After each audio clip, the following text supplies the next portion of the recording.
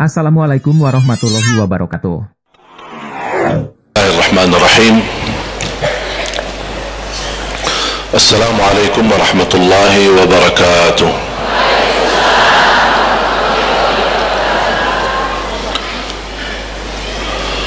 Alhamdulillahi rabbil alamin. Ashhadu an la ilaha illallah wahdahu la syarika lah waliyus salihin. وأشهد أن سيدنا ونبينا محمدا عبد الله ورسوله الصادق الأمين. اللهم صل وسلم وبارك على سيدنا محمد وعلى آله وصحبه ومن تبعهم بإحسان إلى يوم الدين. اللهم علمنا ما ينفعنا وانفعنا بما علمتنا وزدنا علما وتقى. Alhamdulillah wa syukrillah, para jamaah sekalian, bapak-bapak, ibu-ibu, jamaah Majlis Nurun Nisa, jamaah Masjid Trans, semoga senantiasa kita di majlis ilmu dan majlis zikir ini mendapatkan kemuliaan di sisi Allah Subhanahu wa taala.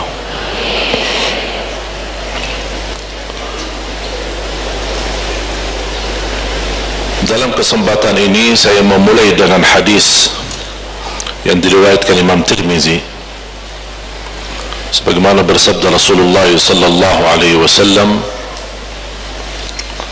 "Ma jalasa qaumun fi majlisin," di riwayah fi baitin min buyutillah,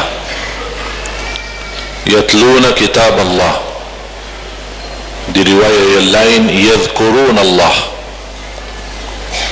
illa nazalat alaihimus sakinah wa ghashiyatuhumur rahmah وحفتهم الملائكة وذكرهم الله في من عنده.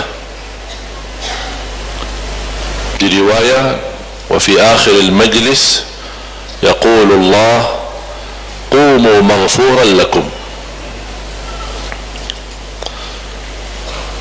Hadis yang diriwayatkan Imam Tirmizi, dan ada beberapa riwayah yang lain yang intinya berkumpulan di majlis ilmu. Ini majlis apa? Majlis pesta pernikahan? Apa? Majlis apa? Majlis ilmu. Dijelaskan di dua riwayat, tujuan duduk di majlis ini karena untuk mempelajari, membaca, mempelajari, menghayati isi Al-Quran. Satu riwayat yang lain, yatluna yadhkuruna Allah, mereka duduk di majlis ilmu untuk berzikir kepada Allah. Jadi tujuan kita duduk di majlis untuk baca Al-Quran, untuk menghayati isinya, mempelajari maknanya, atau untuk menyebutkan nama Allah, berzikir kepada Allah Subhanahu wa taala. Dan semua inti ibadah untuk meningkatkan zikir kepada Allah. Tujuan ibadah salat untuk zikir kepada Allah, tujuan ibadah puasa untuk zikir kepada Allah, tujuan ibadah doa untuk zikir kepada Allah, tujuan ibadah haji untuk zikir kepada Allah, hari Jumaat untuk zikir kepada Allah. Dan kalau kita perhatikan ayat-ayat Al-Quran, setiap melepaskan ibadah yang agung dan mulia, Allah mengingatkan, jangan melepaskan zikir kepadaku. Ya ayyuhalladzina amanu idza nudiya lis-salati min yaumil jumu'ati fas'au ila dzikrillah. Hai orang beriman, kalau mendengar panggilan hari Jumat, segeralah untuk menerima, menijabah panggilan Allah, dan berlarilah. Fas'au, bukan berjalan pelan-pelan, fas'au, berjalan cepat, untuk menyebutkan nama Allah Subhanahu wa taala, kepada zikrullah. Fas'au ila zikrillah wa dharul bai', tinggalkan segala sesuatu yang menjauhi kita, yang menggoda kita, yang mengganggu kita, untuk berzikir kepada Allah Subhanahu wa taala. Walaupun bai', jual beli, termasuk sesuatu yang halal, tapi untuk hari Jumat, apalagi mendekati salat Jumat, Allah memerintahkan tinggalkan yang halal untuk berzikir kepada Allah. Kalau jual beli aja halal, Allah perintahkan kita tinggalkan. Gimana sesuatu yang haram? Gimana sesuatu yang mubah? Gimana sesuatu yang makruh? Berarti jauh lebih wajib untuk kita tinggalkan. Untuk apa? Berzikir kepada Allah Subhanahu wa taala. Fas'au ila dzikrillah wa dzarul bay'. Dzalikum khairul lakum in kuntum ta'lamun. Itu justru jauh lebih baik bagi kalian kalau kalian mengetahuinya. Terus tugas kami apa ya Allah habis salat? Fa idza qudiyatis salatu fantashiru fil ard. Kalau sudah melepaskan salat Jumat, bergeraklah di bumi, mencari nafkah, lanjutlah kerjaanmu, jual beli, bersilaturrahim, mencari nafkah dan rezeki untuk keluarga. Fas'au ila dzikrillah wa dzarul bay', dzalikum khairul lakum kuntum ta'lamun. Fa idza qudiyatis salatu fantashiru fil ard wabtaghu min fadlillah wadhkurullaha katsira. Lepas Jumat, bergerak di bumi, mencari nafkah dan rezeki, tapi jangan lupa sebanyak-banyaknya berzikir kepada Allah Subhanahu wa taala. Wadhkurullaha katsiran la'allakum tuflihun. Kalau memang kalian ingin dan mengharapkan beruntung dunia akhirat. Berarti subhanallah termasuk ketika kita beribadah haji. Fa idza qadaytum manasikakum fadhkurullah. Kalau sudah selesai melaksanakan manasik haji, berzikirlah kepada Allah. Terus selama kita berhaji ngapain? Selama kita berhaji ngapain? Berzikir tidak? Berzikir. Talbiyah zikir, tahlil zikir, masuk masjid dan menyebutkan doa masuk masjid itu termasuk zikir. Sepanjang kita tawaf itu termasuk zikir. Sepanjang kita sa'i di antaranya juga zikir. Kita berdiri di badan Arafah dan berdoa dan mengucapkan la ilaha illallah wahdahu la syarikalah, lahul mulku wa lahul hamdu wa huwa ala kulli syai'in qadir. Sebagaimana bersabda Rasulullah SAW, sebaik-baik ucapan dan doa yang aku panjatkan dan para nabi-nabi yang sebelumku adalah di hari Arafah adalah la ilaha illallah wahdahu la syarikalah, lahul mulku wa lahul hamdu wa huwa ala kulli syai'in qadir. Kalau kita perhatikan langkah-langkah ibadah haji, mulai dari kita berihram sampai melaksanakan manasik, semua isinya zikir. Tapi walaupun isinya zikir, selepas kita beribadah haji, Allah masih ingatkan kita, fa idza qadaytum manasikakum fadhkurullah. Fadhkurullah, berzikirlah kepada Allah Subhanahu wa taala. Itu menunjukkan apa? Saking pentingnya zikir. Di suratul Ankabut surah 29, bagaimana Allah Subhanahu wa taala menerangkan, Allah Subhanahu wa taala mengingatkan, watlu ma uhiya ilayka minal kitabi wa aqimis salah innas salata tanha 'anil fahsya'i wal munkar wa la dzikrullahi akbar. Salat itu menjaga kita dari fahsya dan munkar, dan wa la dzikrullahi akbar, zikir kepada Allah lebih besar daripada salat sendiri. Menurut Abdullah bin Abbas mentafsirkan ayat ini, wala dzikrullahi akbar, salat itu isi zikir di dalam salat lebih mulia daripada salat sendiri. Dan inti daripada salat memang tujuannya zikir, mengingat kepada Allah Subhanahu wa taala. Sebagaimana di surat Taha, banyak ayat-ayat di dalam Al-Quran menjelaskan betapa luar biasa kemuliaan dan pentingnya zikir untuk kita semua. عن عبد الله بن بسر رضي الله عنه قال أن رجلا جاء إلى رسول الله صلى الله عليه وسلم فقال يا رسول الله إن شرائع الإسلام كثرت علي فدلني على عمل أتشبث به قال لا يزال لسانك رطبا من ذكر الله. Sebagaimana di hadis yang dibawakan Abdullah bin Bisr radhiyallahu anhu, beliau berkata, ada seorang laki-laki datang kepada Rasul, ya Rasulullah, amalan-amalan dan perintah-perintah dalam agama cukup banyak bagi saya. Nampaknya itu orang tua. Aku sudah merasa tidak mampu menguasai dan mengamalkan segalanya. Tolong ya Rasulullah, berikan kepada aku amalan yang aku bisa istiqomah dan aku megang tidak melepaskannya. Apa Rasulullah SAW bersabda, la yazalu lisanuka ratban min dzikrillah, basahi lidahmu dengan zikir kepada Allah Subhanahu wa taala. Bahagia seorang yang mampu di setiap waktu dan setiap saat lidahnya tidak pernah berhenti karena dia berzikir kepada Allah Subhanahu wa taala. Ada disebutkan satu kisah Sayyidina Abu Bakar, saking banyaknya zikir lidahnya tidak bisa diam. Saking banyaknya zikir, lidahnya tidak bisa didiamkan. Sampai disebutkan dari kisah, saya masih menggali dan mencari tahu apakah itu riwayat benar atau tidak. Tapi benar atau tidak benar itu cuma kisah, bukan sesuatu yang bisa membentuk ibadah atau sesuatu yang membentuk amalan. Itu sebuah kisah. Jadi kisah beda sama hukum, harus dibedakan. Kisah beda sama hukum.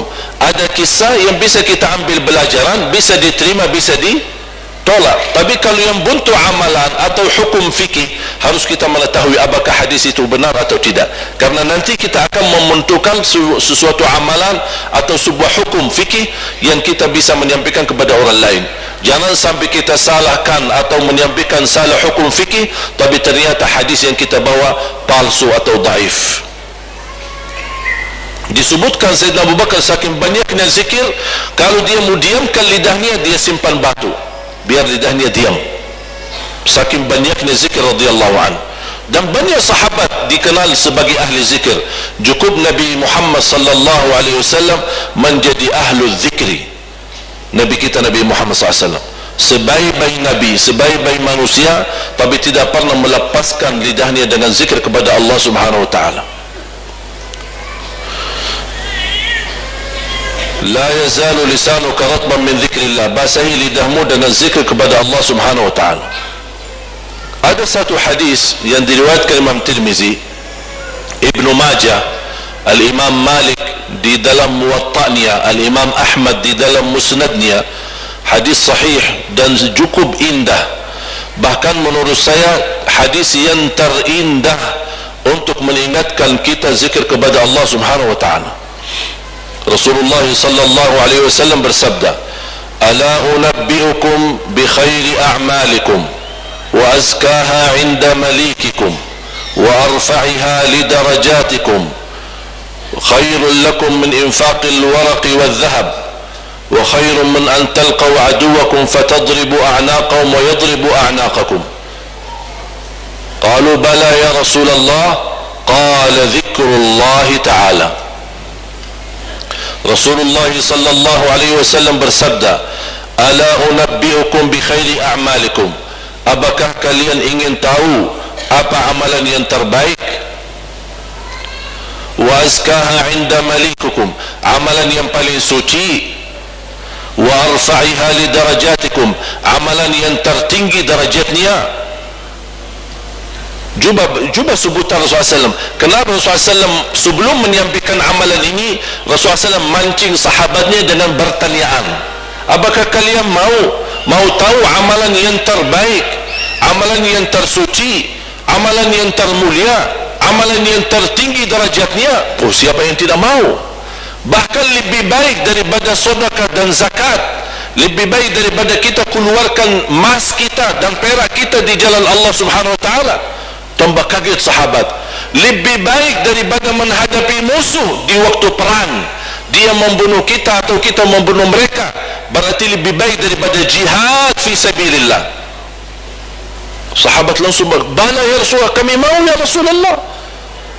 Dan ini salah satu cara kita berdakwah. Sebelum menyampaikan sesuatu, kita mancing dengan pertanyaan. Itu cara Nabi Muhammad SAW menyampaikan, supaya apa? Orang penasaran, orang ingin tahu. Bala ya Rasulullah.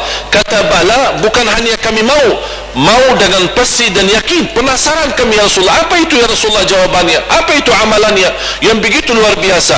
Yang terbaik amalan, yang tersuci amalan, yang paling tinggi darajatnya, yang termulia di sisi Allah, yang lebih baik daripada menginfakkan emas dan perak, dan lebih baik daripada jihad fi sabilillah, sampai kita terancam akan dibunuh atau kita membunuh musuh. Apa itu ya Rasulullah? Rasulullah SAW menjawab cuma satu kata atau singkat kata, zikrullah ta'ala, zikir kepada Allah. Selepas kita salat, melaksanakan zikir. Padahal salat itu ibadah, tapi coba ketika kita salam, apa yang kita ucapkan habis salam? Astaghfirullah. Memang kita lagi lakukan dosa?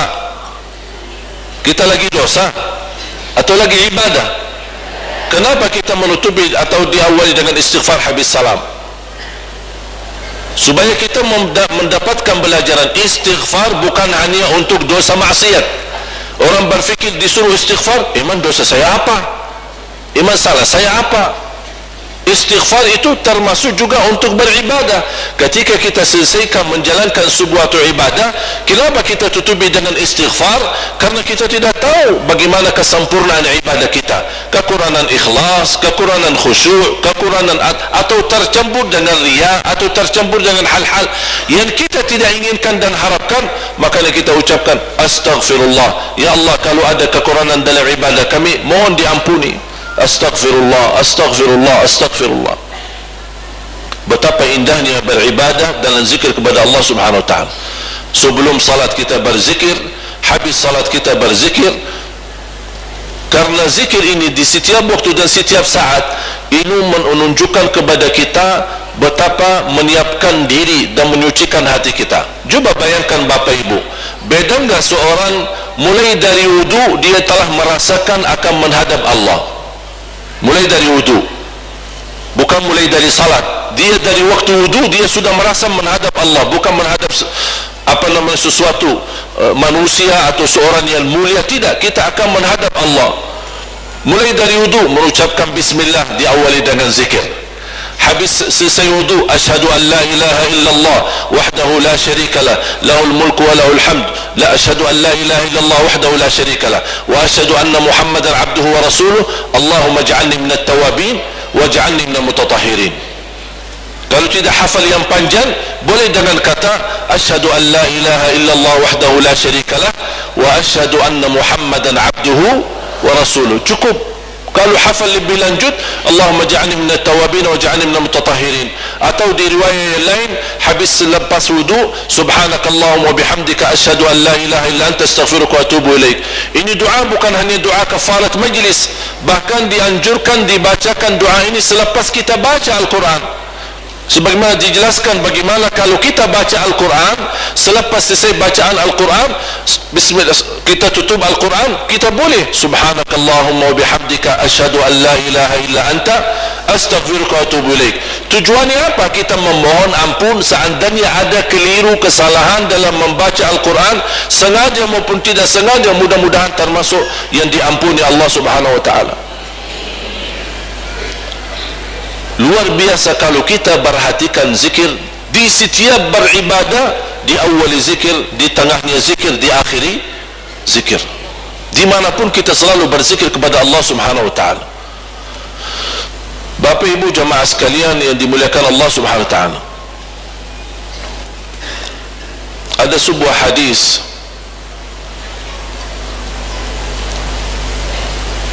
saya sangat kagumi hadis ini.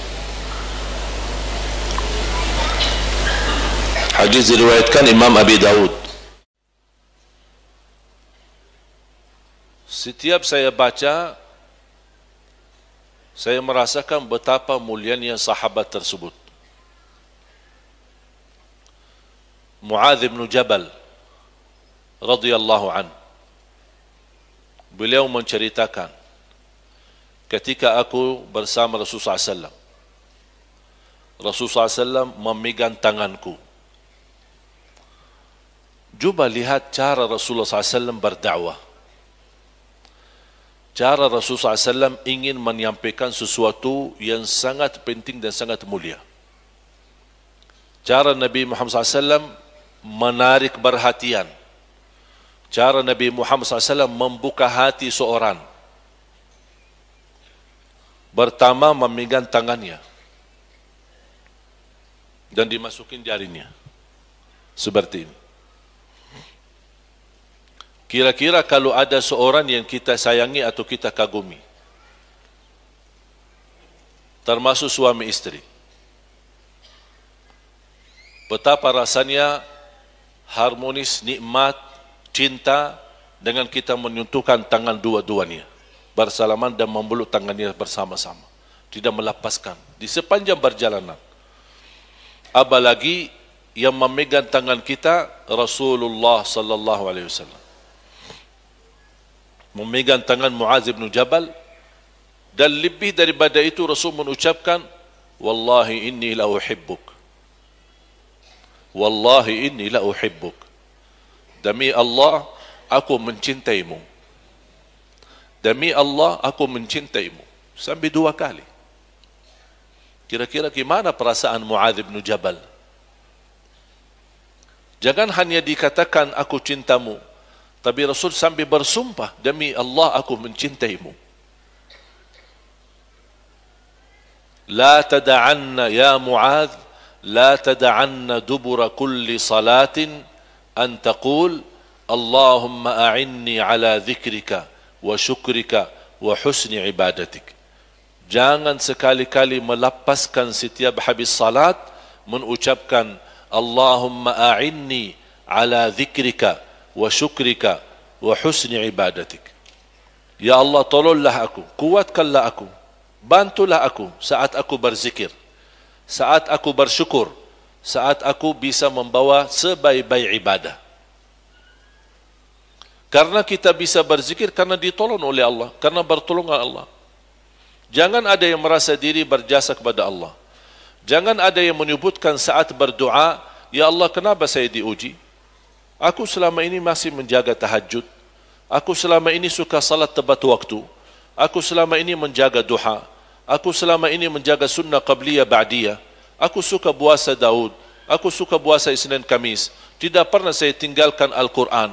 Tidak pernah saya satu hari menjauhi daripada sedekah.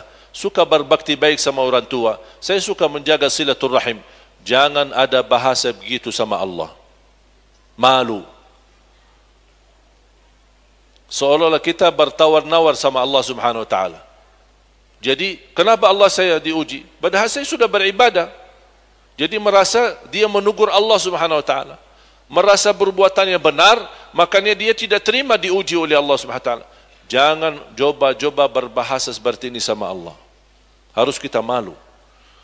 Karena yang bisa membuat kita beribadah, yang bisa menolong kita beribadah, yang bisa menggerakkan hati kita beribadah, bisa istiqomah kita beribadah, bisa istiqomah, wanita bisa berjilbab, bisa bersilaturrahim, bisa duduk di majlis. Allah yang menggerakkan hidayah itu. Allah yang memberikan.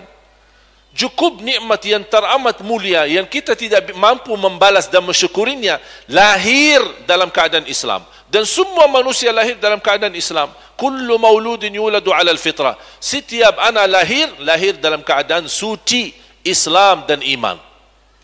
Anak Katolik, anak Hindu, anak Buddha, anak dari mana-mana, semua lahirnya dalam keadaan Islam. Dia mengerti apa itu la ilaha illallah. Dan itu saksian mereka di hadapan Allah Subhanahu wa taala ketika mereka masih di alam ruh. Ketika Allah bertanya, siapa Tuhan kalian? Mereka menjawab, Rabbuna Allah, Allah lah Tuhan kami. Semua berkata begitu. Tapi kok bisa kita melihat anak sekarang, anak sudah jadi Nasrani atau Yahudi atau Majusi atau Buddha? Kenapa? Dirubahkan agamanya oleh orang tuanya. Dan itu bukan kata saya, tapi kata Rasulullah sallallahu alaihi wasallam. Orang tuanya yang menjadikan anaknya Yahudi, orang tuanya yang menjadikan anaknya Nasrani, orang tuanya yang menjadikan anaknya Hindu atau Buddha. Makanya saya tidak terima atau tidak suka dengan kata ketika ada seorang muallaf tertarik kepada Islam dan dia mau masuk Islam, ini alhamdulillah kemarin masuk Islam. Bukan masuk Islam, kembali kepada Islam. Dia sudah masuk dari lahir, sudah di dunia Islam. Tapi dia hilang sebentar, pergi kemana, jalan-jalan, atau dibawa oleh syaitan, tersesat, terus kembali lagi. Bukan masuk Islam. Bahasanya, kembali kepada suci. Kembali kepada Islam. Kembali kepada la ilaha illallah. Sama seperti kita orang Muslim. Banyak hal-hal yang dilakukan oleh anak-anak kita, karena dibiasakan oleh orang tuanya. Sekarang anak-anak belum usia 3 tahun, 4 tahun sudah pandai main game. Dari mana dia? Apakah selama di alam perut ibunya dia main game? Dikasih PS, dikasih handphone? Tidak. Kok bisa pandai pintar dari mana? Ya dari kita. Ibunya pusing dengan pandal anaknya, pusing dengan rewel anaknya, akhirnya udahlah diam-diam, sini-sini, bawa HP ini sana-sana, main di sana. Dia dah mau pusing. Dia tidak tahu dia telah menajarin anaknya sesuatu yang bahaya. Handphone memang ada sesuatu yang baik, tapi keburukannya lebih banyak daripada kebaikannya. Banyak orang tersesat gara-gara handphone. Cuba sekarang lihat anak-anak kita, berjam-jam tidak bosan main handphone. Makanya fantas kalau kita melihat curhat seorang ibu, susah ajain anak-anak bisa baca Al-Quran. Susah ajain anak ngaji sama-sama. Susah ajain anak bersalat sama-sama. Tapi tidak pernah ada orang curhat sama saya berkata, susah aja anak main game. Karena sudah dibiasakan. Cuba contoh yang istimewa kita memiliki anak-anak yang hebat di acara Hafiz Indonesia. Apa sih beda anak-anak mereka dengan anak-anak kita? Bedanya apa? Ada orang berkata, oh ini anak-anak pintar. Oh tidak ada, biasa-biasa aja. Orang tuanya aja awam, tidak bisa baca. Dan kita sudah lihat contoh-contoh. Nonton Hafiz Indonesia kan? Suka nonton? Suka nangis? Habis tisunya? Masih insyaAllah, doakan insyaAllah di tahun yang ke-7. Kita sudah 6 tahun berjalan Hafiz Indonesia.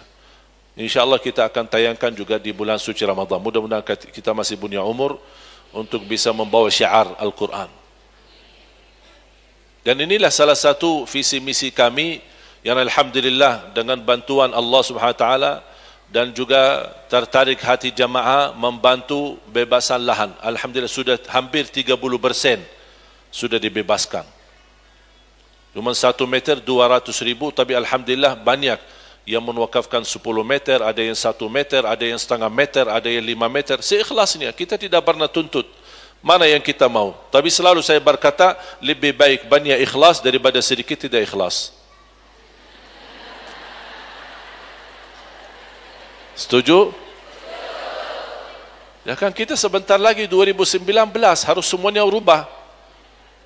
Kita minta dirubah ini, ganti ini, ganti itu. Sama juga daripada kata lebih baik sedikit ikhlas daripada banyak tidak ikhlas. Tidak, kita rubah lagi 2019 menjadi lebih baik banyak ikhlas daripada sedikit tidak ikhlas. Agar insyaAllah 2019 kalau sudah berhasil kita membebaskan sisanya kurang lebih 70%, kita insyaAllah akan segera membangun. Yang menjadi visi utama saya, mudah-mudahan saya selalu berdoa, ya Allah jangan cabut nyawa saya sampai mampu melahirkan 1 juta penghafal Al-Quran untuk Indonesia. Dan kami sudah bekerja, bukan belum bekerja.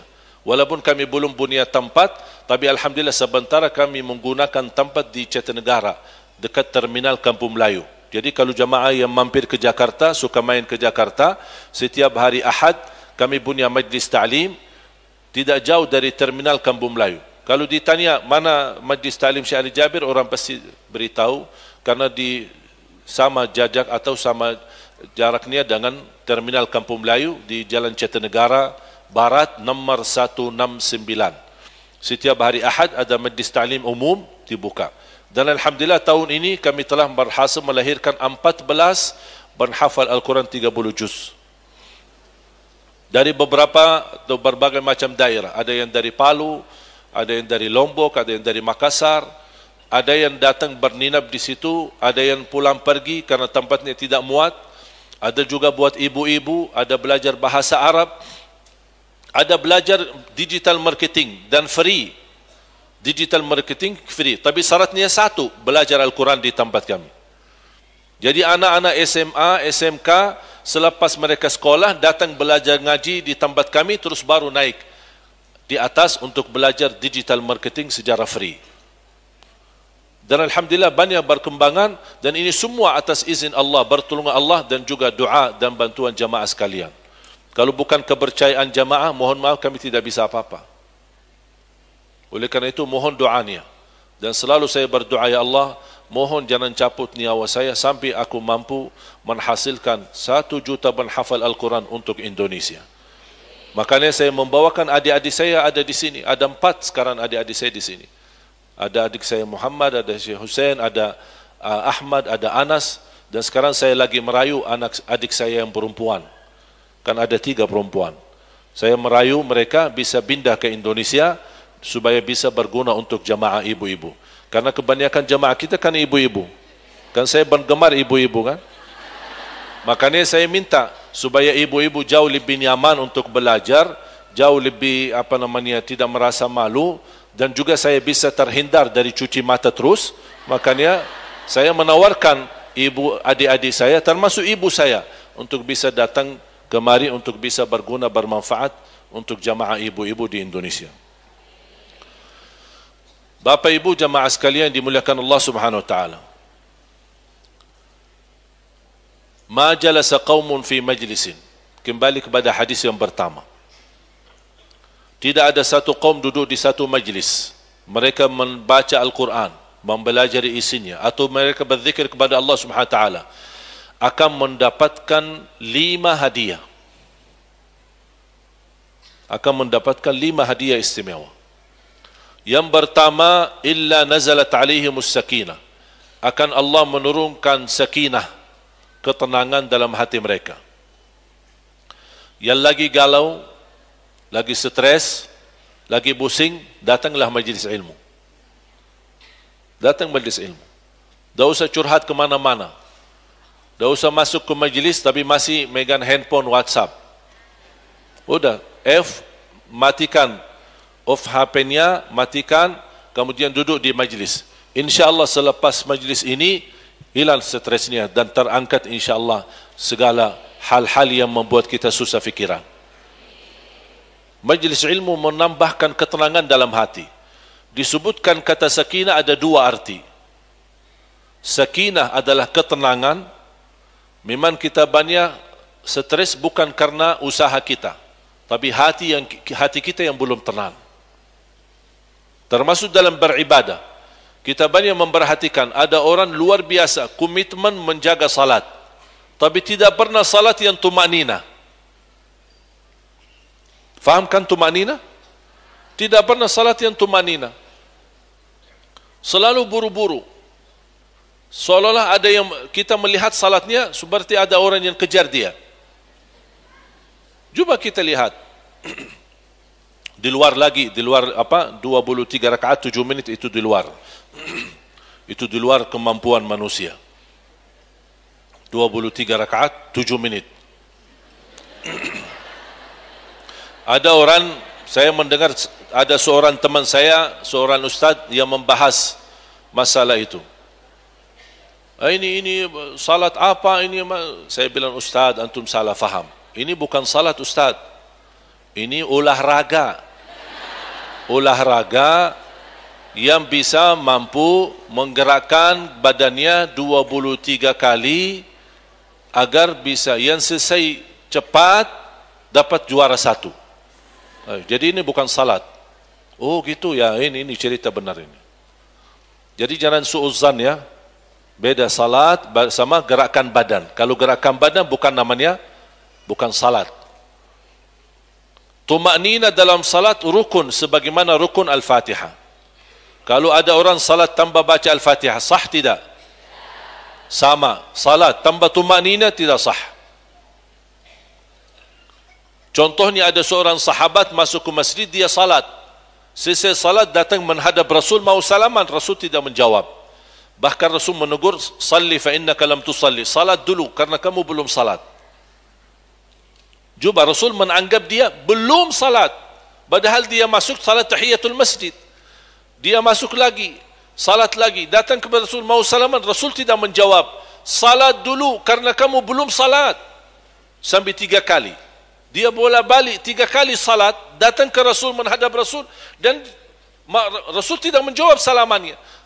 Salli fa innaka lam tusalli. Salat dulu karena kamu belum salat. Padahal dia bergerak rukuk, sujud, baca dan tahiyat. Tapi kenapa Rasul menganggap dia belum salat? Karena tidak membawa tumanina, ketenangan dalam salat. Tumanina maksudnya apa? Menggerakkannya pelan-pelan, membaca dengan khusyuk, rukuknya dengan khusyuk, terbawa kemudian. Dan subhanallah kalau kita perhatikan, sering saya mendengar ada seminar belajar salat khusyuk. Ada perintah untuk salat yang khusyuk. Saya sekarang memberikan jawabannya. Tidak ada di dalam Al-Quran perintah untuk salat khusyuk. Sekali lagi saya ulang. Tidak ada di dalam Al-Quran atau hadis perintah untuk menggerakkan salat khusyuk. Tidak ada. Terus salat khusyuk yang kita baca dalam Al-Quran itu apa? Itu sifat hamba-hamba yang melaksanakan salat khusyuk. Bukan perintah. Terus bagaimana kita bisa menhadirkan, mendatangkan khusyuk? Yang bisa menjaminkan kekhusyuan dalam salat, tuma'ninah. Kembali lagi. Tuma'ninah diperintahkan tuma'ninah, bukan diperintahkan khusyuk. Kalau kita bisa tuma'ninah, akan khusyuk terbawa. Seberapapun persen kekuatan tuma'ninah akan terbawa sama beberapa persen kekhusyuan. Kehilangan khusyuk karena kehilangan tuma'ninah. Kalau tuma'ninah selalu ada, insyaAllah khusyuk selalu ada. Dan ini butuh latihan. Jangan harap satu saat 100% salat sunnah qabliyah kita atau ba'diyah kita atau salat wajib 100% khusyuk. Jangan harap itu. Jangan harap. Ada seorang tabi'in berkata, aku melatih diri untuk salat yang khusyuk 20 tahun latihan, mujahadah, terus bekerja keras 20 tahun, baru aku 20 tahun kemudian menikmati salat. Berarti jamaah sekalian, kita butuh waktu. Saya tidak mau berkata supaya ibu-ibu jangan putus asa, ya, 20 tahun terus gimana ini? Apalagi yang sudah tua-tua, gimana 20 tahun lagi masih ada ya. Tapi intinya jangan kita berhenti untuk terus berusaha tuma'ninah, bukan khusyuk. Karena kalau sudah bisa tuma'ninah akan terbawa kekhusyuan. Bagaimana cara tuma'ninah? Gerakannya, bacaannya, jangan sambung-sambung ayatnya. Bismillahirrahmanirrahim. Allahu Akbar. Oh, nikmat. Jangan terlalu panjang. Allah. Kepanjangan. Tapi yang standar lah, yang wajar, yang apa namanya, sederhana, Allahu Akbar. Ucapannya pun jelas. Allahu Akbar. Apa yang Allahu Akbar? Allahu Akbar. Ketika membaca dalam talbiyah, memulai dalam talbiyah, baca doa iftitah kita. Wajjahtu wajhiya alladhi fatara as-samawati wal arda hanifan wa ma ana musyrikin qul inna salati wa nusuki wa mahyaya. Yang kita hafal. Atau subhanakallahumma bihamdika wa tabaraka ismuka wa ta'ala jadduka wa la ilaha ghairuk. Atau doa yang saya suka, Allahumma ba'id baini wa baina khataaya kama ba'adta baina al-masyriq wal maghrib. Allahumma naqqini min khataaya kama yanqa ath-thabu al-abyadu min ad-danas. Allahumma ighsilni min khataaya bil ma'i thalji wal barad. Atau doa yang disukai Nabi Muhammad SAW, Allahumma Rabba Jibril wa Mikail wa Israfil, Fatir as-samawati wa alim al-ghaybi wa shahada, alim al-ghaybi wa shahada, anta tahdi khalqaka lima Allahumma Rabba Jibril wa Mikail wa Israfil, Fatir as-samawati wa alim al-ghaybi wa shahada, anta tahkumu bayna ibadika fima kanu fihi yakhtalifun, ihdini lima ikhtalafa fihi min al-haqqi bi'idhnik, innaka tahdi man tasha'u ila siratin mustaqim. Ini saya paling suka doa ini khususnya di waktu malam, seperti tahajud atau witir, karena Rasulullah SAW suka membaca doa ini. Dan memang agak panjang sedikit, tapi Bapak Ibu, kalau antum baca melalui buku-buku zikir-zikir sehari-hari, pagi dan petang atau pagi dan sore, insyaAllah kalau kita rutin mengamalkannya, walaupun kita awal-awalnya megang bukunya, tapi lama-kelamaan insyaAllah hafal. Dari mana saya bisa hafal? Saya tidak lahir dari perut ibu saya hafiz. Tapi karena sering mengamalkan, sering dibacakan, sering dibelajari, alhamdulillah lama-lama kelamaan hafal. Kita sering melihat banyak jamaah hafal Yasin. Kenapa kok bisa jamaah hafal Yasin? Walaupun ibu sudah 90 tahun. Saya pernah lihat ada seorang ibu di kampung usia 90 tahun, tapi hafal Yasin luar biasa. Tanya, pernah enggak belajar? Dia bilang enggak, cuma ikut Yasinan, lama kelamaan hafal. Ya 90, berarti sudah 40-50 tahun ikut Yasinan. Kalau sudah 50-40 tahun ikut Yasinan tapi tidak hafal, oh berarti harus periksa otaknya. Karena subhanallah, kebiasaan otak ini, apapun yang sering ulang berkali-kali, pasti hafal. Saya kenal ada jamaah, ketika dia megang menghafal atau membaca suratul Kahfi setiap malam Jumat dan hari Jumat, alhamdulillah dalam 6 bulan sudah hafal. Tapi dia komitmen setiap malam Jumat. Kalau tidak sempat malam harinya, dia di hari Jumat. Dia baca terus. Baca pertama dengan pandangan tilawah. Terus kadang-kadang dia menggunakan seperti ini untuk simak, dengar tilawahnya. 6 bulan hafaz suratul Kahfi. Dan ini sesuatu kemudahan yang diberikan oleh Allah Subhanahu wa taala. Wat-tikrar yu'allimu asy-syuttar. Ada sebuah kata, mengulangi berkali-kali akan memberikan banyak pelajaran dan mudah untuk menghafalnya. Jadi sakinah, ketenangan. Yang kedua, sakinah adalah tambahan iman. Allah menambahkan iman di atas iman yang sudah ada. Itu sakinah. Huwa alladhi anzala as-sakinata fi qulubil mu'minina liyazdadu imanan ma'a imanihim. Allah menurunkan sakinah di hati mereka orang beriman agar menambah iman di atas iman mereka. Berarti sakinah membawa tambahan iman untuk kita. Itu manfaat majlis ilmu. Jadi yang pertama, hadiah pertama, menghadiri majlis ilmu, majlis zikir apa? Sakinah. Yang kedua, wa ghasyiyatuhumur rahmah. Allah menurunkan rahmat. Adem kalau kita duduk di majlis ilmu. Terasa hatinya nikmat. Bahkan terasa lebih rileks. Tidak tenang, santai. Baca terus. Baca pertama dengan pandangan tilawah. Terus kadang-kadang dia menggunakan seperti ini untuk simak, dengar tilawahnya. 6 bulan hafaz suratul Kahfi. Dan ini sesuatu kemudahan yang diberikan oleh Allah Subhanahu wa taala. Wat-tikrar yu'allimu asy-syuttar. Ada sebuah kata, mengulangi berkali-kali akan memberikan banyak pelajaran dan mudah untuk menghafalnya. Jadi sakinah, ketenangan. Yang kedua, sakinah adalah tambahan iman. Allah menambahkan iman di atas iman yang sudah ada. Itu sakinah.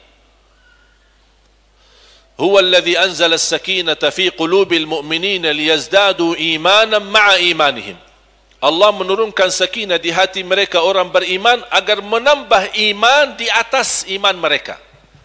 Berarti sakinah membawa tambahan iman untuk kita. Itu manfaat majlis ilmu. Jadi yang pertama, hadiah pertama, menghadiri majlis ilmu, majlis zikir apa? Sakinah. Yang kedua, wa ghasyiyatuhumur rahmah. Allah menurunkan rahmat. Adem kalau kita duduk di majlis ilmu. Terasa hatinya nikmat. Bahkan terasa lebih rileks. Tidak tenang, santai. Itu apa? Perasaan itu rahmat turun. Rahmat dari Allah. Jamaah sekalian, sungguh kita sangat membutuhkan rahmat Allah di setiap waktu, setiap saat. Beribadah, menjalani tugas, mencari nafkah rezeki. Kita dalam rumah tangga, kita mengurusi anak, mengurusi diri sendiri. Ini sangat membutuhkan rahmat dari Allah SWT. Kalau bukan rahmat dari Allah, kita tidak bisa apa-apa. Bahkan salah satu yang menjaminkan rahmat adalah kita rutin menghadiri majlis ilmu, majlis zikir. Dan majlis ilmu, Bapak Ibu, jamaah sekalian, bukan hanya harus di masjid seperti ini. Anda bisa masing-masing bikin majlis ilmu di rumah. Tidak harus membuat, maaf saya kan orang kemampuannya terbatas, kalau saya bikin majlis ilmu di rumah, nanti gimana saya layani jamaah? Dah usah undang jamaah, majlis ilmu bapa, ibu, anak sama, sudah cukup 3 orang, 4 orang sudah cukup. Suami, istri, 2 anak duduk bersama-sama. Bapa buka Al-Quran, baca 1 ayat, ibu bacaan terjemahannya, sallallahu barak, sudah selesai. Wassalamualaikum warahmatullahi wabarakatuh. Wabillahi taufiq wal hidayah. Bobar. Itu majlis ilmu namanya. Majlis ilmu. Apalagi kalau kita duduk dengan niat betul-betul ingin mendapatkan ilmu yang bermanfaat. Besok ganti tugas, ibu besok yang bacain hadisnya. Boleh 1 hari 1 ayat, besoknya 1 hari 1 hadis. Ibu yang baca, besok tugasin anak. Dari situlah anak-anak boleh bisa belajar agama dan bisa berani mempelajari dan menggali sendiri ketika kita memberikan kesempatan. Jangan kita hanya aja yang jadi imam. Saya belajar bisa jadi imam sejak kecil, Karena kami di usia 5 tahun, 6 tahun, ketika kami proses belajar Al-Quran, ayah kami suka mengajak kita salat duha berjamaah, dan yang menjadi imam adalah anak-anak, adik-adik kita. Giliran, saya 2 rakaat, adik saya 2 rakaat, adik saya 2 rakaat, seterusnya. Setiap hari, bertahun-tahun, Alhamdulillah sekarang 7 dari adik-adik saya jadi imam-imam di Tanah Suci. Didatangkan ke Indonesia, mereka masing-masing jadi imam. Dan ini tidak langsung datang turunnya jadi imam atau turun wahyu jadi imam, kun fayakun jadi imam. Terlatih sambil menjadi biasa, menjadi berani. Bahkan kami disediain mic, ada speaker. Ini pas di masjid, karena kami punya masjid di Madinah. Ketika jamaah mulai bobar, sudah kami kunci masjid. Kami hidupin speaker, tapi suara dalam, tidak ada suara keluar. Jangan sampai ini ada salat baru ini, nanti orang jamaah dengar. Pas kita tutup masjid, hidupin speaker di luar, dalam, kemudian saya jadi imam. Bisa merasakan, Masya Allah, ada suara, ada miknya, ada ini. Kadang-kadang ayah saya sengaja memberikan jubbah, ditambah surban, ditambah jubbah. Ini benar-benar sudes kecil. Ini semua sesuatu usaha. Tidak akan datang kun fayakun menjadi semua jadi, tidak bisa. Allah melihat ada usaha ikhtiar kita, baru Allah akan membukakan jalan dan kemudahan agar bisa mendapatkan anak dan keturunan yang saleh-saleh. Ayah ibu saya bukan penghafal Quran. Ayah ibu saya bukan ulama. Ayah ibu saya bukan kiai. Ayah ibu saya tidak pernah belajar sekolah. Ayah saya belajar sekolah sampai kelas 3 SD. Ibu saya sama sekali tidak pernah sekolah. Sampai usia 40 tahun masih buta huruf, tidak bisa baca Quran. Coba lihat, orang Arab aja dah bisa baca Quran, gimana orang Indonesia? Tapi coba bayangkan, dari ayah ibu, Alhamdulillah melahirkan 12 anak, 9 laki 3 perempuan. 10 di antara mereka, Alhamdulillah, karunia dari Allah, penghafal Al-Quran 30 juz. Itu dari mana? Sekarang ayah saya bisa hafiz Quran, ibu saya Alhamdulillah sekarang bisa hafiz Quran, yang menjadi gurunya anaknya sendiri. Sekarang kemarin ibu saya mendapatkan juara, karena dia ikut sekalian belajar di salah satu sekolah ibu-ibu yang buta huruf.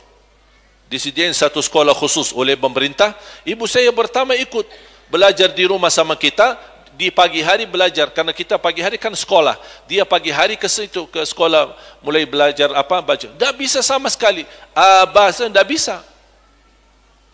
Guru ni bilang ni mana tak bisa ibu saya.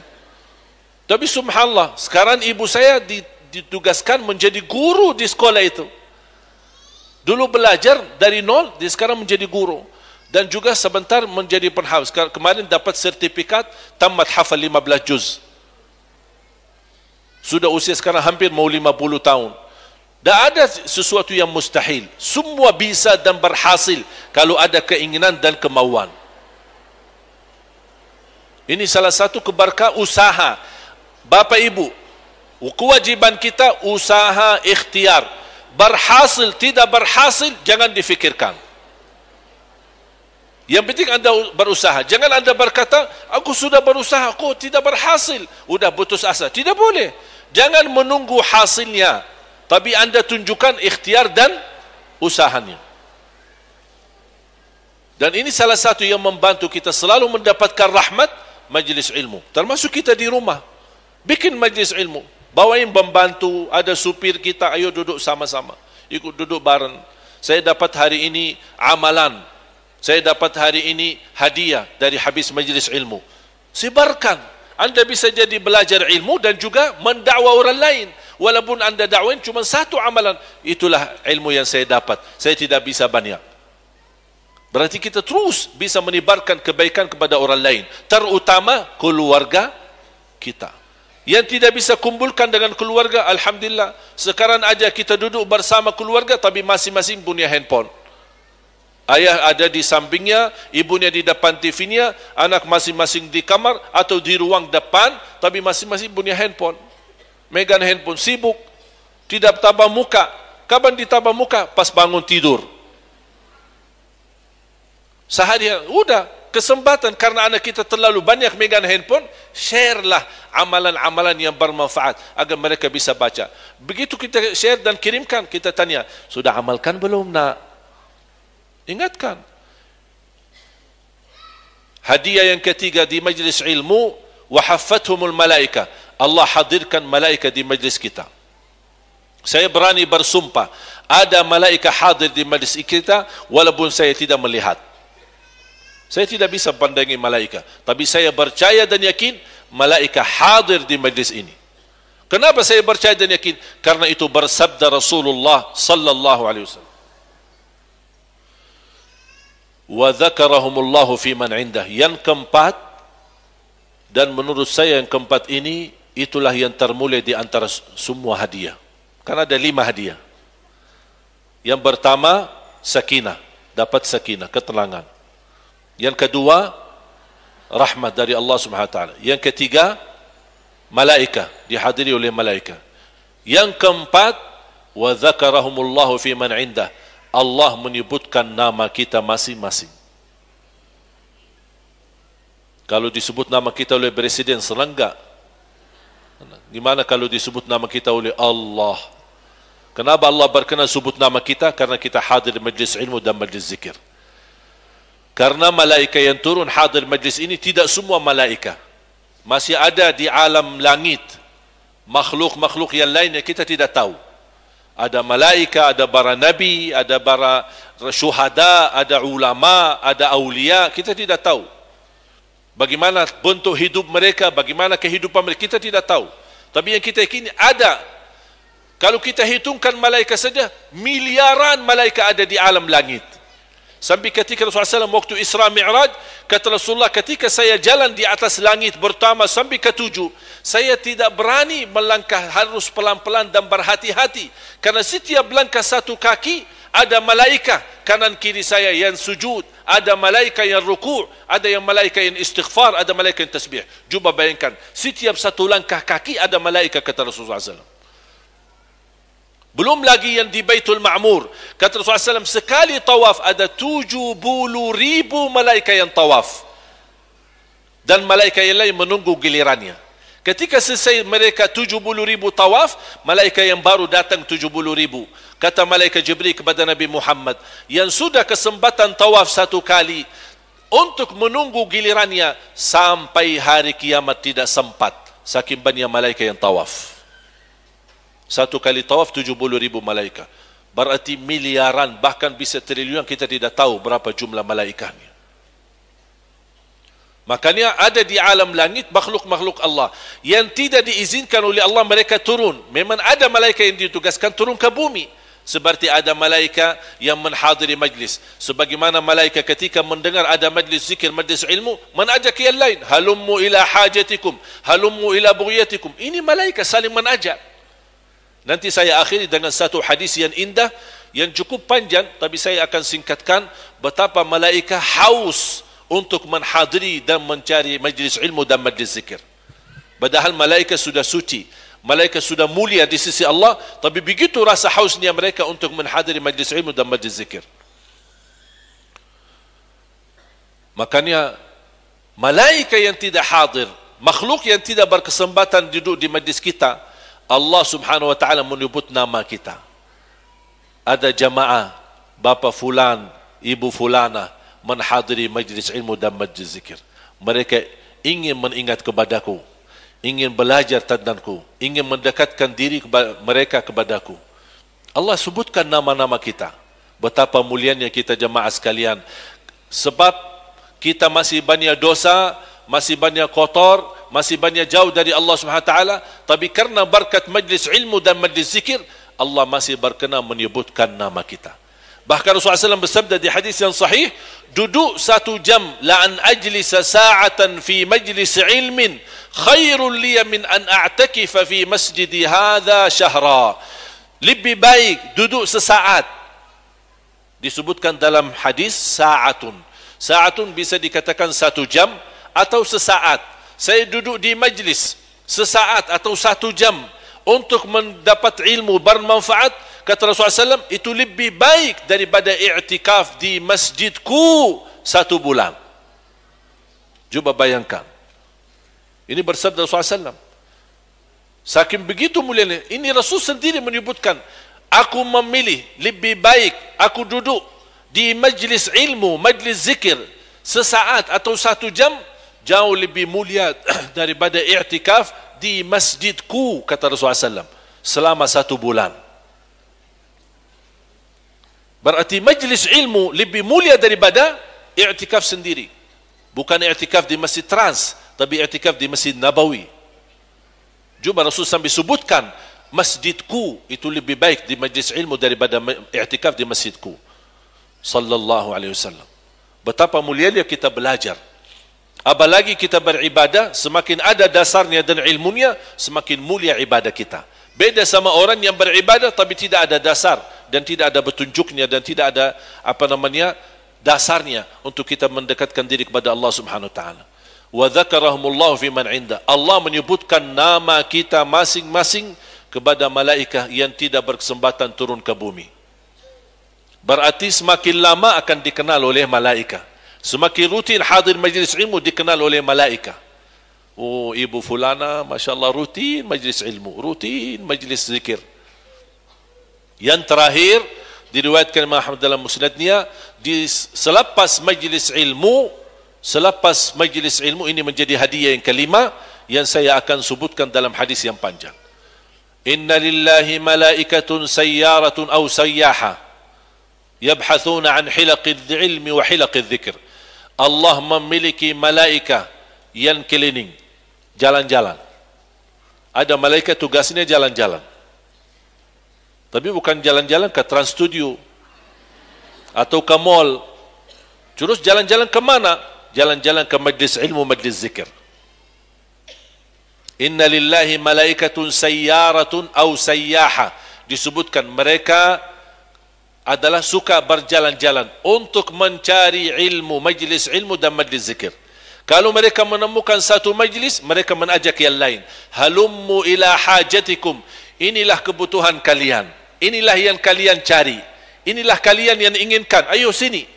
Sampai Rasulullah SAW bersabda, "Idza marratum bi riyadil jannati farta'u." Qalu wa ma riyadul jannati ya Rasulullah? Kalau kalian melihat taman-taman surga, mampirlah. Sahabat kaget. Apa itu taman surga ya Rasulullah? Taman surga adalah majlis ilmu dan majlis zikir. Berarti selama kita duduk di majlis ilmu dan majlis zikir, seolah-olah kita duduk di dalam taman surga Allah Subhanahu wa taala. Halummu ila hajatikum. Ayo, malaikat menajak. Mari, inilah kebutuhan kami. Inilah yang kami inginkan. Menghadiri majlis ilmu. Begitu mereka selesai tugas, mereka naik. Dan saya menajak Bapak Ibu dan saya akhiri cerita yang terindah. Dialog antara Allah dan malaikatnya. Malaikat yang tugasnya keliling, jalan-jalan di bumi, mencari majlis ilmu, majlis zikir, mereka kembali ke bumi, ke langit. Allah bertanya dari mana mereka dan Allah lebih tahu dari mana. Tapi kenapa di sini bisa diterangkan cerita supaya menjadi pelajaran buat kita. Allah tanya sama malaikatnya dan Allah mengetahui segala sesuatu yang dilakukan oleh malaikat. Dari mana kalian? Malaikat menjawab, kami dari bumi.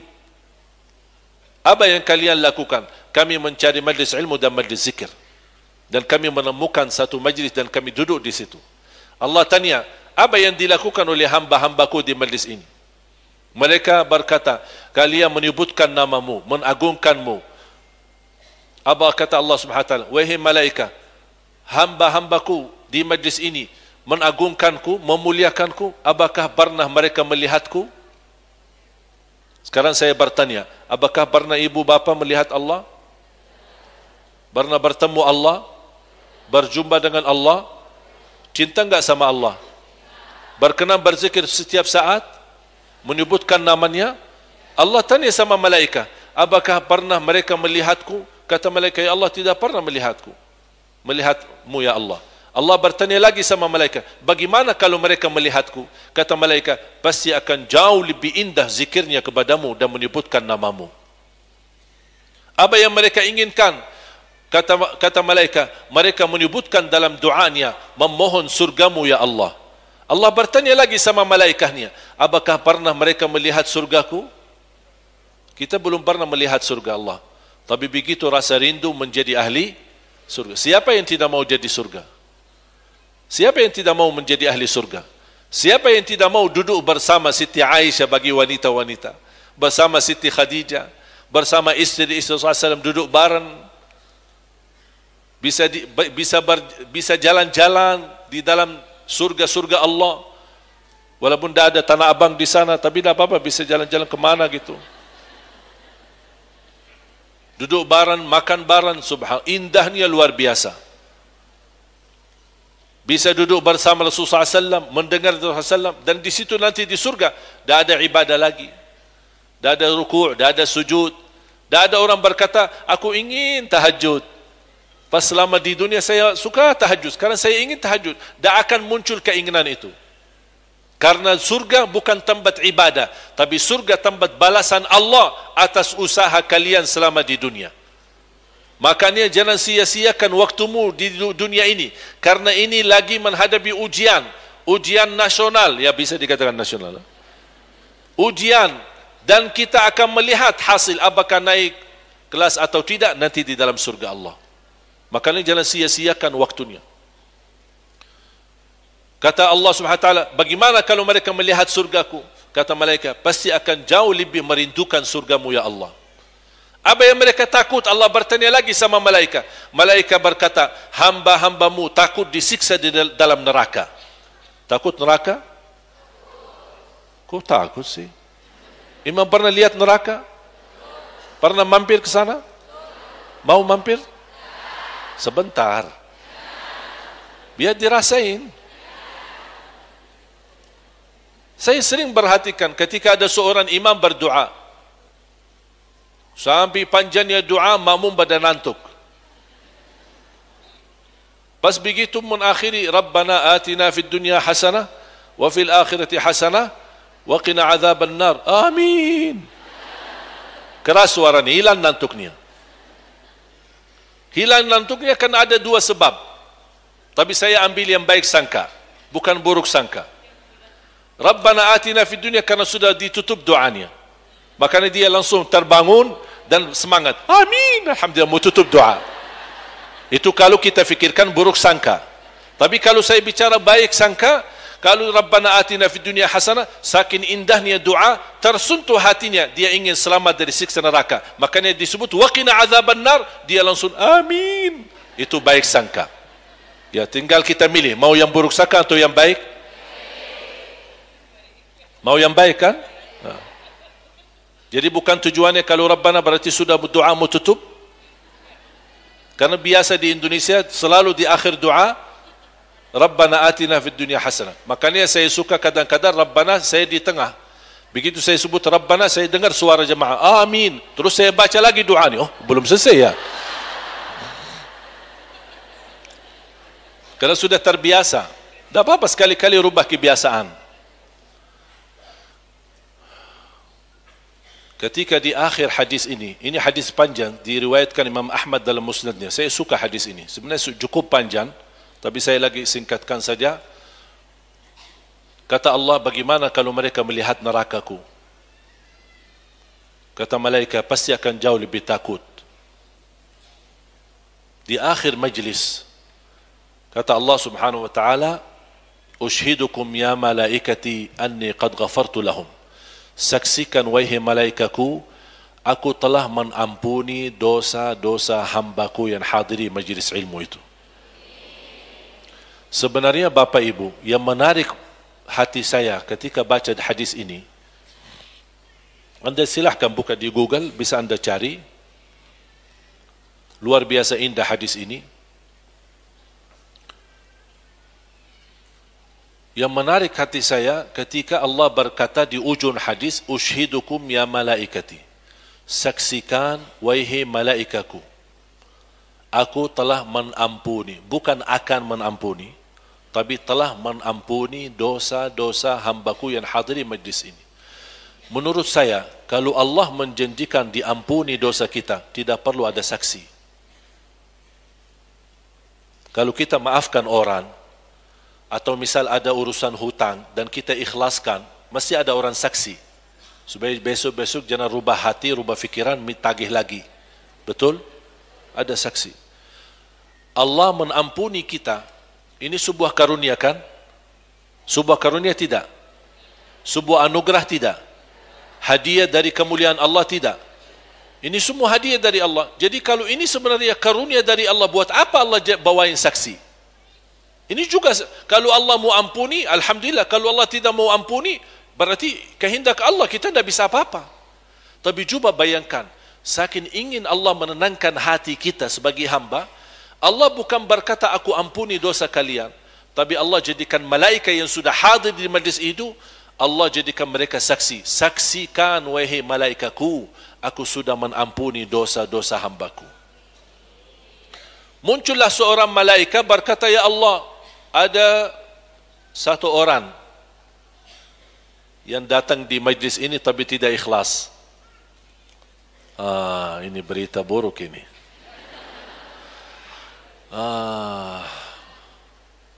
Kok malaikat bisa tahu sih? Ikhlas itu kan isinya di mana? Di hati, bukan di hati, bukan di gantung, dompet, apa? Di hati. Ikhlas isinya di hati. Tapi kok bisa malaikat tahu? Bapak Ibu, yakini yang hanya tahu isi hati kita hanya Allah, bukan malaikat. Tapi kenapa malaikat berkata, ya Allah, ini ada satu orang, nampaknya dia hadir majlis itu tidak ikhlas. Allah langsung bertanya sama malaikat, dari mana tahu dia tidak ikhlas? Dia memberikan tanda-tanda. Ini orang datang, ya Allah, ada hajat. Dia janji sama seorang ibu, atau janji sama seorang jamaah, ketemu di depan Masjid Trans. Ternyata ibu tunggu kedatangan tamunya yang sudah janjian. Ternyata tamunya telat. Mulai majlis ilmu, ibu yang sedang menunggu, dia tidak berkenan tunggu lama. Dia mau ikut majlis ilmu. Datanglah orang yang sudah janjian, cari ibu di mana? Ibu di mana? Kok saya janjian? Oh maaf, saya sudah di dalam majlis. Akhirnya ibu itu ikutlah. Ya udahlah, saya ikut sekalian. Biar nanti habis majlis kita bertemu. Berarti tujuan utama dia datang untuk majlis atau untuk janjian? Ada yang janjian hari ini? Ketemu di studio atau apa? Trans studio? Atau mau kemana? Janjian ketemu saya. Tapi coba bayangkan, lihat karunia Allah Subhanahu wa taala. Ini kan tanda-tanda yang bisa menimbulkan di malaikat, ini orangnya tidak datang tujuannya. Jadi seolah-olah mereka memberikan kepada Allah, apakah ini gimana keadaannya? Apakah sama juga diampuni atau apa? Karena ini bukan datang ke majlis ilmu, dia cuma datang ada janjian. Allah Subhanahu wa taala apa jawabannya Allah kepada malaikat? Wa huwa qad ghafartu lahu. Humul qaumu la yashqa bihim jalisuhum. Dia juga aku ampuni dosanya. Bukan karena niatnya, bukan karena perbuatannya, tapi karena berkah majlisnya. Apa kata Allah Subhanahu wa taala? Saya tidak mau merusakkan kebahagiaan orang yang ada di majlis ini karena keburukan niat si fulan. Justru keberkahan kebahagiaan mereka dan niat tulus jamaah, Allah lumpahkan keberkahannya kepada orang yang hatinya tidak tulus. Subhanallah. Saking mulianya majlis ilmu, orang yang tidak tulus hatinya, tidak ikhlas, yang bukan tujuan utama datang ke majlis ini, dia justru diampuni. Kira-kira gimana yang datang untuk majlis ini? Gimana yang datang untuk menggali ilmu, mencari ilmu? Di majlis mana saja? Kalau orang saja yang tidak niatnya tulus untuk hadiri majlis ilmu, Allah ampuni karena keberkahan majlis. Betapa niat dan besar pahala di sisi Allah bagi jamaah yang datang. Ada yang jalan kaki, ada yang naik kendaraan, ada yang naik taksi, ada yang naik Grab, ada yang naik mobil pribadi, ada yang naik motor. Subhanallah. Langkah-langkah kita semua, insya-Allah saya doakan tidak ada yang sia-sia. Bahkan saya harap sebagaimana langkah-langkahmu, kesulitan dan halangan yang kita hadapi sepanjang perjalanan kita, mudah-mudahan Allah balasnya, termasuk kita kembali lagi ke rumah masing-masing. Setiap langkah-langkahnya dibalas oleh Allah Subhanahu wa taala. Nikmat jamaah sekalian, itulah majlis ilmu dan majlis zikir. Makanya saya minta mulai hari ini basahi lidahmu dengan zikir kepada Allah. Basahi lidahmu dengan zikir kepada Allah. Ada seorang tua, orang Badui, datang majlis ilmu di Masjid Nabawi. Mendengar seorang ulama menyampaikan sebuah hadis. Rasulullah sallallahu alaihi wasallam bersabda, "Kalimatani khafifatani 'ala al-lisan, thaqilatani fil mizan, habibatani ila rahman."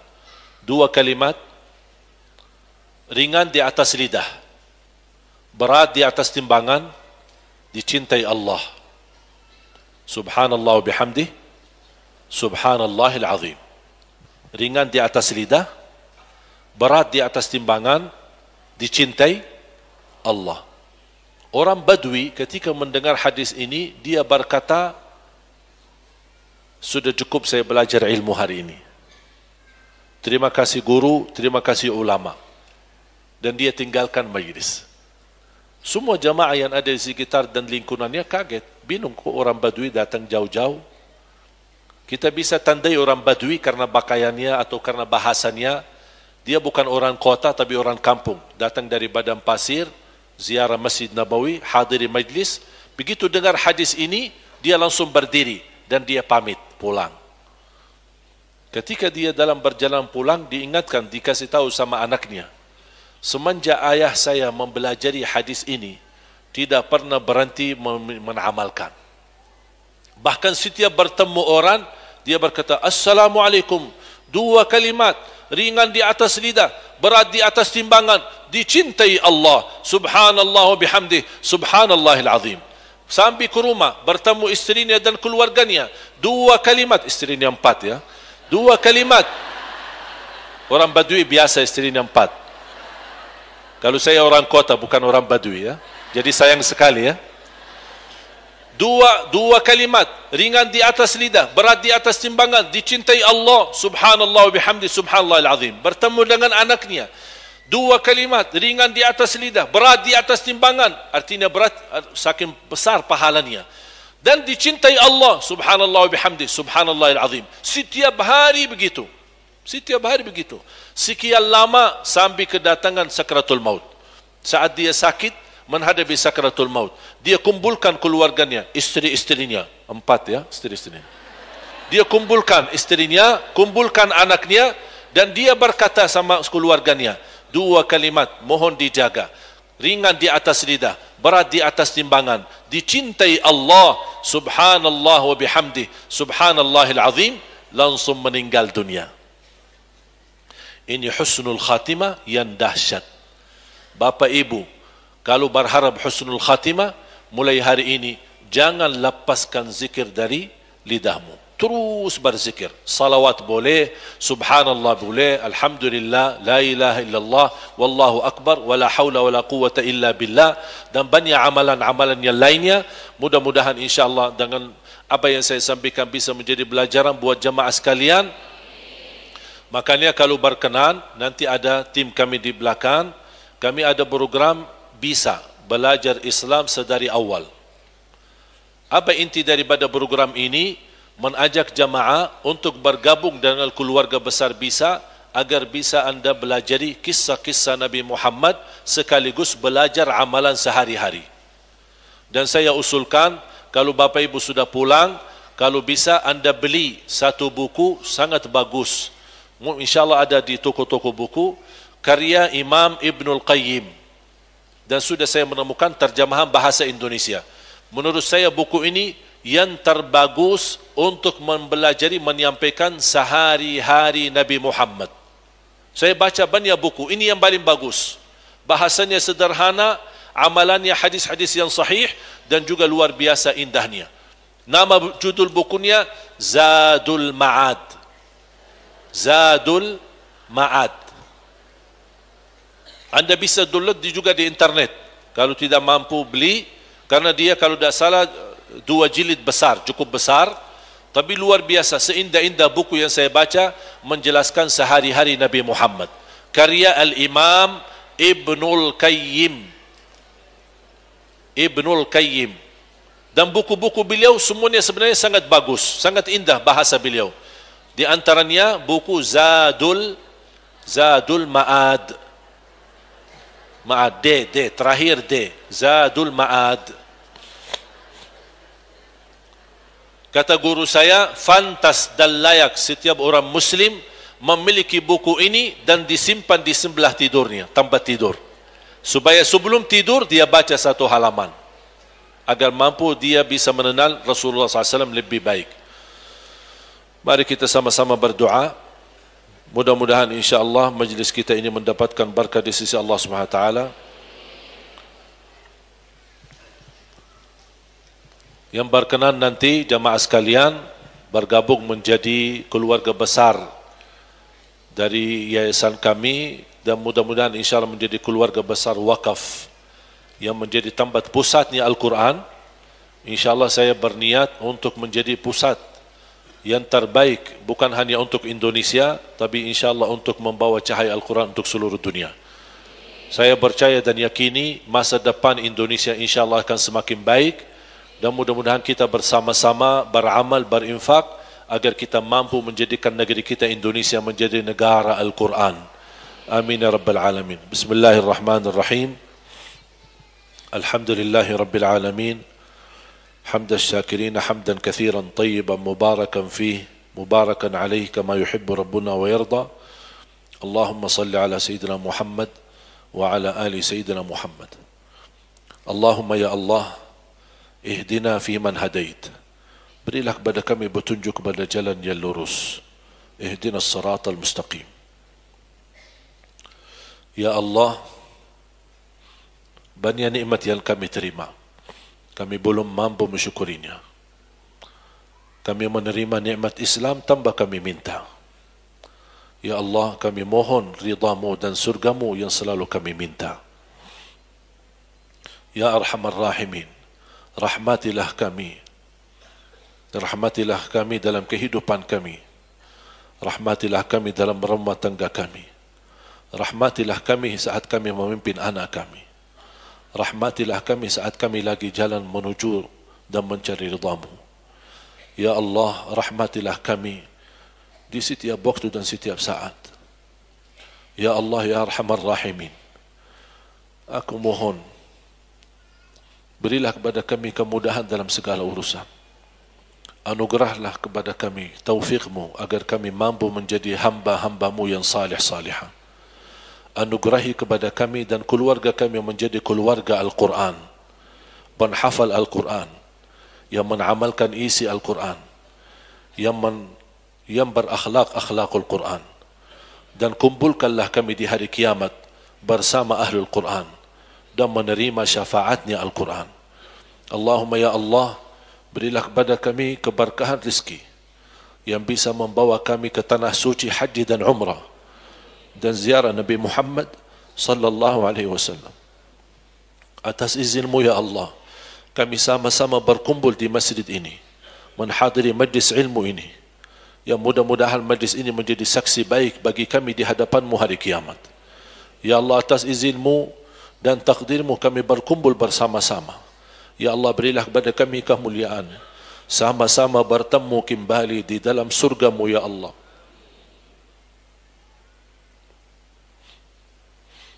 Ya Allah, aku mohon tidak ada di antara jamaah yang terhalal menjadi ahli surga.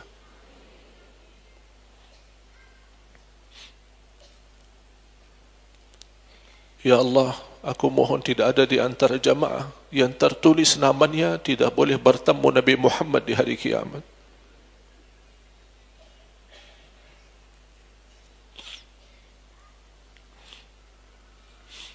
Ya Allah, aku mohon,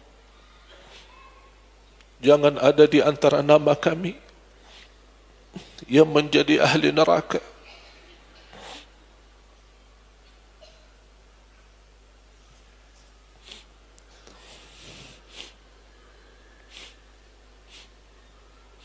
Kami akui banyak kesalahan kami, banyak dosa kami, banyak kelemahan kami, kebodohan kami terhadap agama-Mu, Ya Allah. Tapi kami masih mengharapkan dan kami tidak putus asa, memohon dan mengharapkan ampunan-Mu, Ya Allah. Oleh karena itu, Ya Allah, dengan asma'ul husna-Mu, dengan nama agung-Mu, aku mohon untuk semua jamaah yang hadir, selepas majlis ini masing-masing pulang sudah diampuni segala dosanya.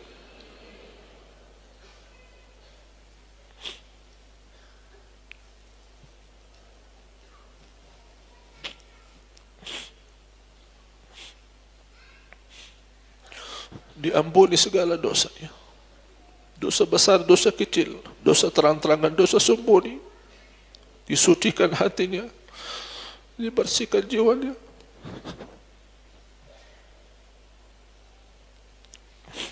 Diselamatkan setiap langkah-langkahnya. Aku mohon, Ya Allah, untuk semua jamaah yang hadir, selepas majlis ini tertulis nama kami, hamba-hamba yang mendapatkan ridha-Mu, Ya Allah. Karena kami yakini saat kami mendapatkan ridha-Mu, kami pasti bahagia selamat dunia akhirat. Berilah kepada negeri kami pemimpin yang taqwa, pemimpin yang adil, pemimpin yang amanah, pemimpin yang jujur, pemimpin yang ikhlas untuk agama-Mu dan ikhlas melayani rakyat-Nya Dzal Jalal wal Ikram. Ampuni kedua orang tua kami, sayangilah mereka, Ya Allah. Kami tidak mampu membalas kebaikan mereka. Kami serahkan kepada-Mu, Ya Allah. Jadikan orang tua kami mulia di sisi-Mu dunia akhirat. Ampuni saudara kami muslimin, muslimat, mukminin, mukminat yang hidup maupun yang telah wafat. Ya Allah, anugerahkan kepada kami taufik-Mu untuk kami mampu istiqamah Islam iman sampai akhir hayat. Akhiri hayat kami dengan husnul khatimah, husnul khatimah, husnul khatimah. Rabbana taqabbal minna innaka antas samiul alim وتب علينا إنك أنت التواب الرحيم. ربنا آتنا في الدنيا حسنة وفي الآخرة حسنة وقنا عذاب النار. وصلى الله على سيدنا ونبينا محمد وعلى آله وصحبه وبارك وسلم والحمد لله رب العالمين. آخر الكلام سبحانك اللهم وبحمدك أشهد أن لا إله إلا أنت أستغفرك وأتوب إليك. والسلام عليكم.